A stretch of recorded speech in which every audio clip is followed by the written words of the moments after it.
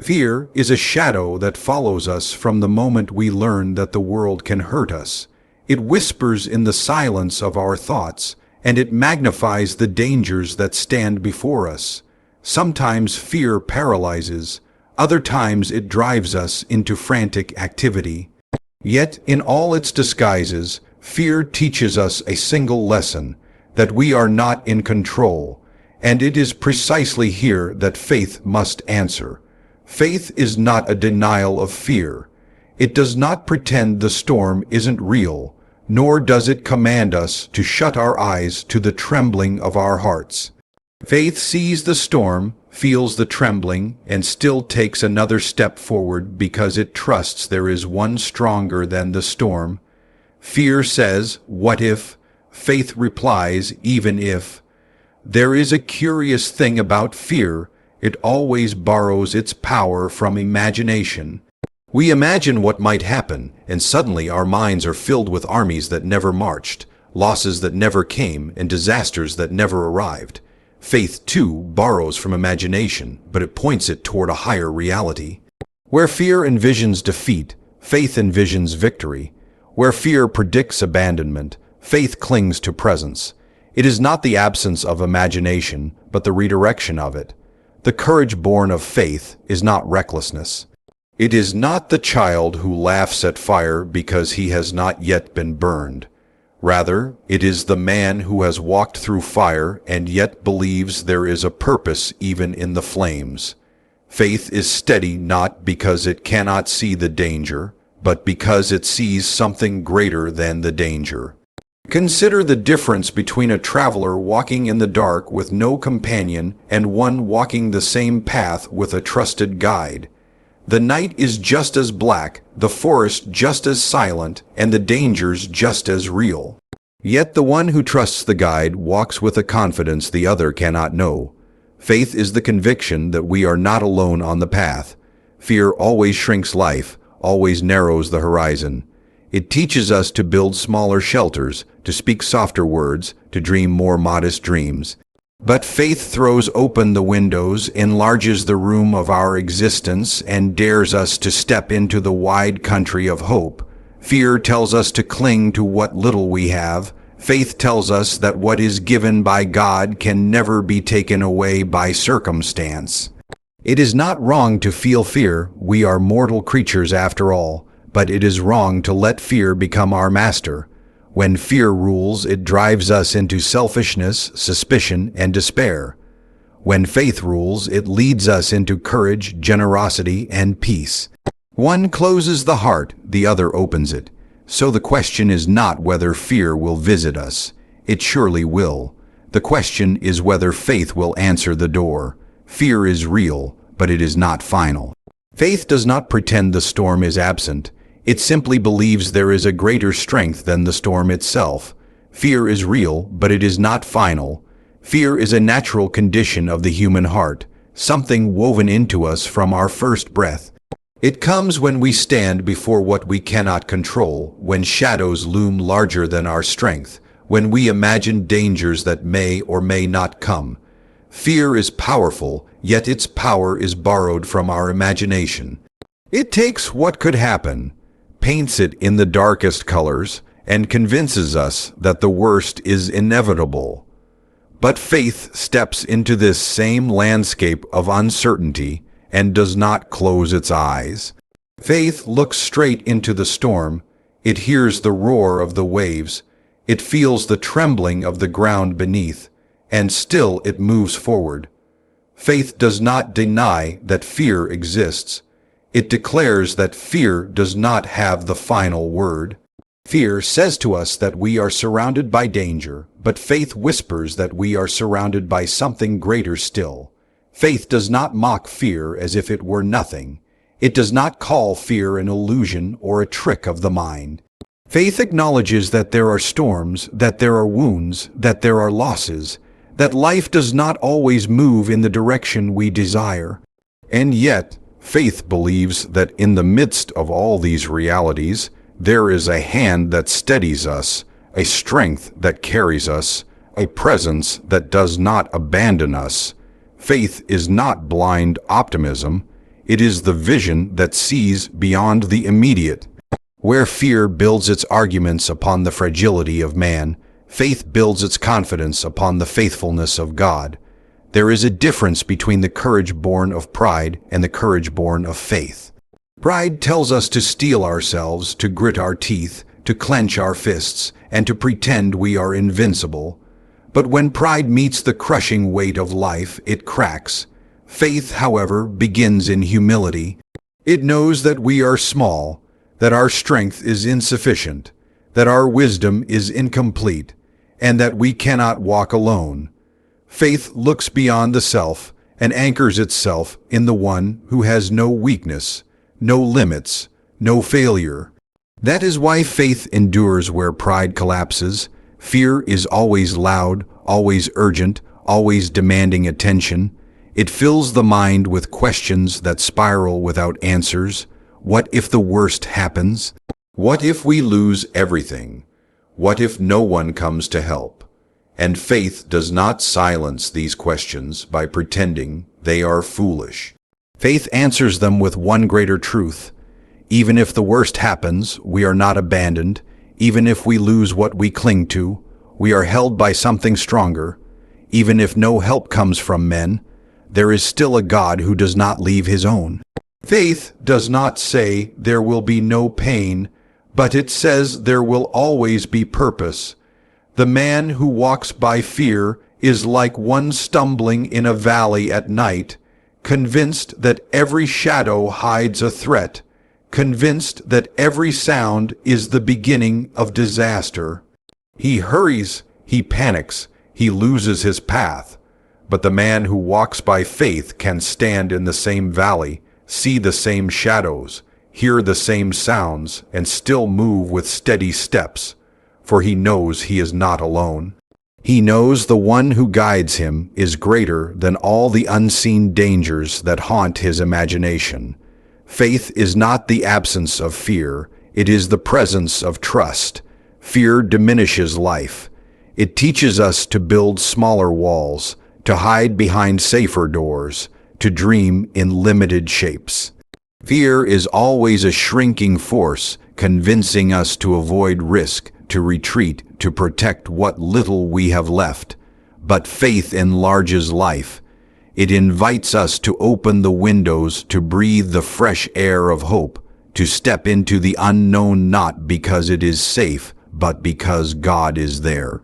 Faith does not promise a life without storms, but it promises a life where storms do not have the power to undo us.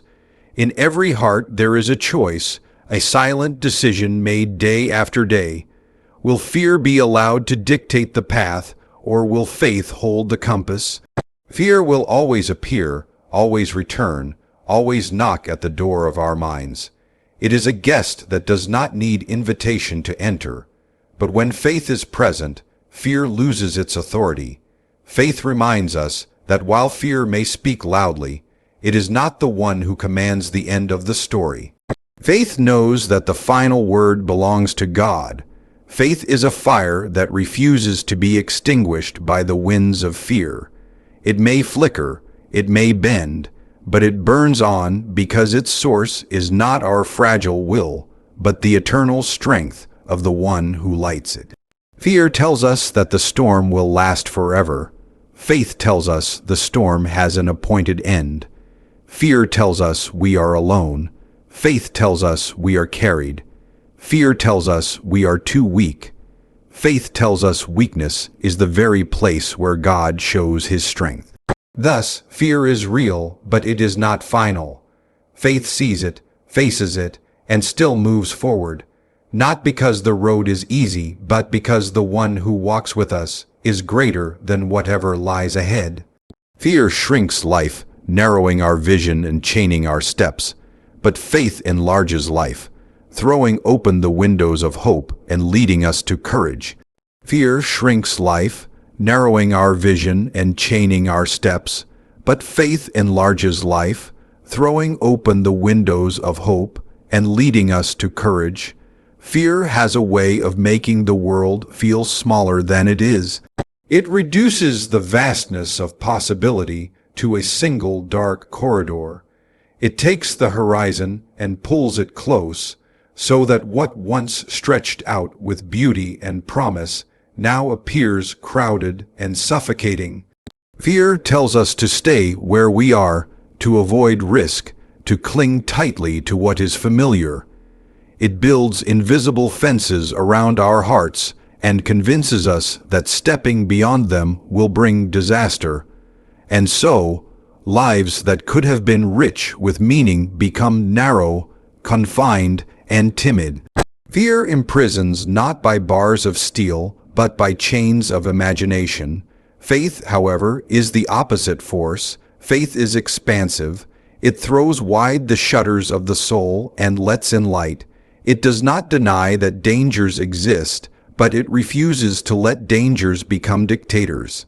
Faith lifts the eyes beyond the immediate, beyond the small circle of safety, and directs them toward a greater landscape. It teaches us to see that life is more than survival, more than the accumulation of comfort, more than a series of careful steps meant only to avoid pain. Faith insists that life is meant for courage, for generosity, for trust, for walking into the unknown because God is already there.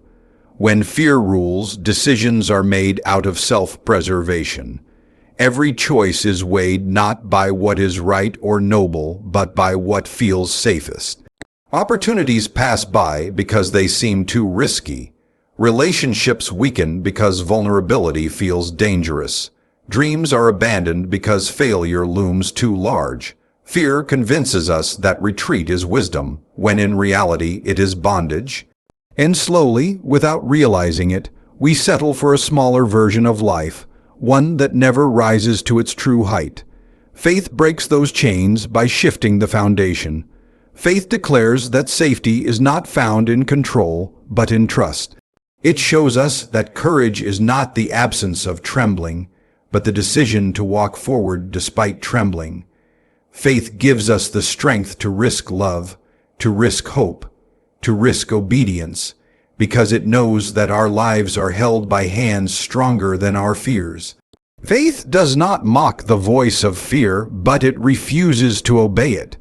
Where fear whispers, do less, risk less, dream less, faith answers, live more, trust more, give more. There is a story written in every human life, a story that unfolds with each choice. Fear writes small stories. They are stories where the character stays in the village, never ventures beyond the gate, never discovers the wonders of the world beyond. Faith writes larger stories. They are stories of journeys into the unknown, of seas crossed, of mountains climbed, of deserts endured with the confidence that there is purpose in the path. The world shaped by fear is narrow and gray. The world shaped by faith is wide and filled with color. Fear narrows the heart in another way. It makes us turn inward. It convinces us to think only of our own survival, our own protection, our own security. But faith turns the heart outward. It enables us to give even when giving feels risky, to serve even when serving costs something, to stand for truth even when truth is unpopular. Faith enlarges not only the vision, but also the capacity of the soul. It transforms a life from self-centered caution to God-centered courage. The difference can be seen in how fear and faith handle uncertainty. Fear despises the unknown. It demands control, it craves guarantees, it needs assurance before it takes a step. Faith, on the other hand, can walk into the fog, trusting that the one who leads knows the path even if we do not. Faith is willing to step on waters that seem unstable because it believes the one who calls will hold it steady. Fear says, I will wait until I can see the outcome. Faith says, I will walk because I know who goes with me. And when life delivers wounds, fear tells us to retreat further, to protect ourselves, to build thicker walls. Faith tells us that wounds can heal, that scars can testify, that even in loss there is the possibility of redemption. Fear seeks to avoid pain at all costs, but faith finds meaning even in pain. In this way, faith enlarges life not by removing hardship, but by giving hardship a higher purpose. To live by fear is to live small, to reduce the world to a series of threats. To live by faith is to live wide, to see the world as a field where courage can grow, where hope can spread, where light can shine even in the darkest valleys. Fear chains the steps of a man so that he never leaves the shore. Faith gives wings so that he dares to sail. Fear lowers the ceiling so that a person can never stand tall. Faith lifts the ceiling away and points to the sky. Fear hoards what little one has. Faith gives and receives more in return. Fear shrinks life, narrowing our vision and chaining our steps. But faith enlarges life, throwing open the windows of hope and leading us to courage. The question is never whether fear will come, it always does. The true test is whether faith will rise to meet it and guide us forward. The question is never whether fear will come, it always does. The true test is whether faith will rise to meet it and guide us forward. Fear is woven into the fabric of being human. It comes uninvited, settling in the heart when the road grows dark, when the future feels uncertain, when the weight of what might happen presses down heavier than the strength we have to bear it. Fear does not wait for permission.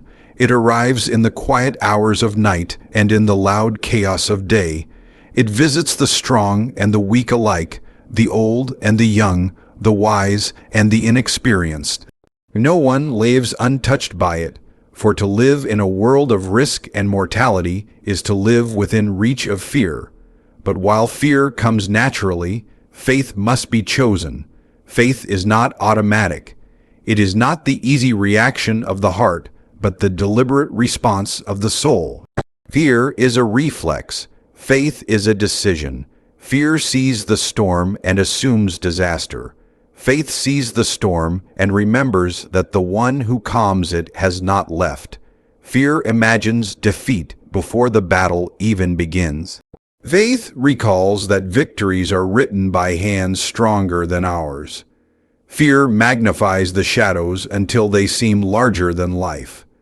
Faith looks at the same shadows and remembers that light, though unseen for the moment, is never destroyed. When fear comes, it demands to take the lead. It offers to guide, but its guidance always points toward retreat, caution, and despair. It tells us to stop moving, to shrink back, to silence our courage, to withdraw our hope. If we let fear lead, it will shape every decision until life becomes a chain of avoidance rather than a journey of purpose. But when faith rises, it takes hold of the compass and redirects the path. Faith does not erase fear's presence, but it denies fear the authority to command. Faith guides forward, not because the danger disappears, but because God's presence is greater than the danger itself. Fear is persuasive because it often speaks with evidence. It points to past failures, to present difficulties, to future uncertainties, and says, "See, you cannot endure this." And in one sense, fear is right. We cannot endure by our own strength. But faith listens to the same evidence and replies, "Yes, I am weak, but my weakness is not the end of the story." Faith takes the very facts fear presents and sets them in a larger frame. Where fear highlights the problem, faith highlights the promise. Where fear counts the obstacles, faith remembers the one who moves mountains. The presence of fear is not proof of faith's absence. Rather, fear provides the very stage on which faith must act. Without the threat of darkness, courage cannot shine. Without the risk of loss, trust cannot grow. Fear tests us, not to destroy us, but to reveal where our hope truly rests. Some imagine that faith means never trembling, never questioning, never feeling the cold breath of fear. But in truth, faith means moving forward while trembling, trusting while questioning, stepping while the cold breath still lingers. Faith does not wait for the absence of fear before it acts. It acts in spite of fear. There are moments when fear seems overwhelming, when its voice is louder than reason, louder than memory, louder than hope. In such moments, faith may appear small, like a flickering candle in a storm. Yet even a flickering candle can defy the darkness. Faith does not need to be loud to be strong. It needs only to hold on, to refuse surrender, to keep its eyes fixed on the one who is greater. The smallest act of faith, one step, one prayer, one whispered yes, can break the chain fear seeks to tighten around the heart. Fear thrives on isolation. It convinces us we are alone, that no one understands, that no one can help, that even God is distant. But faith confronts this lie directly. Faith reminds us that we are never abandoned, never forsaken, never out of reach of divine care. Faith declares that the valley of shadows is walked not in solitude, but in companionship with the shepherd who knows every turn of the path. Fear says, "You are on your own." Faith answers, "I am not alone, for God is with me." The arrival of fear is certain, but so is the opportunity of faith. Every moment of fear is an invitation. Will we let fear dictate the terms of our life, or will we let faith speak the louder word? The test is not whether we feel fear, but whether we allow it to reign. Fear can be a visitor, but it must never become a master. Faith, once chosen, once embraced, becomes the guide that leads us through fear into a life of courage, meaning, and endurance. The question is never whether fear will come. It always does. The true test is whether faith will rise to meet it and guide us forward.